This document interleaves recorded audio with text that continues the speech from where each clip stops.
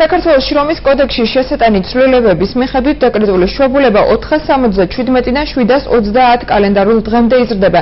ზეგანაკვეთური მუშაობისას კი დამსაქმებელი ვალდებულია დასაქმებული ქალბატონის თანხმობა მიიღოს. თერწულუკიანის ინიცირებული კანონპროექტის თანახმად ასევე იზრდება ბავშვის გაჩენისას ერთჯერადი დახმარების ოდენობაც. იგი ნაცვლად 600-ისა 1000 ლარი გახდება.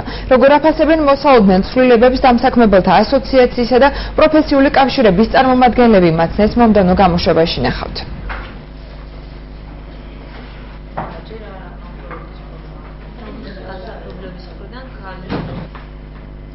ისეთ ქალბატონები, რომლებიც არიან თქვა ორსულობის პერიოდში, ასევე ბავშვის მოვლის გამო 3 წლამდე და ასევე მშობიარობის დროს შვებულებით სარგებლობენ, ასევე ზეგანაკვეთურ სამუშაოს გადაყვანის შემთხვევაში მათ თანხმობა აუცილებელი.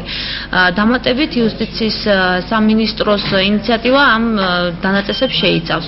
თუმცა შვებულებების ოდენობა ასეთ შემთხვევაშიც გამონაკლისი შვებულება, ანაზღაურების წესები, რაც პარლამენტში უკვე კანონპროექტის სახით დევს, თითქმის შინაარსობრივად ემთხვევა.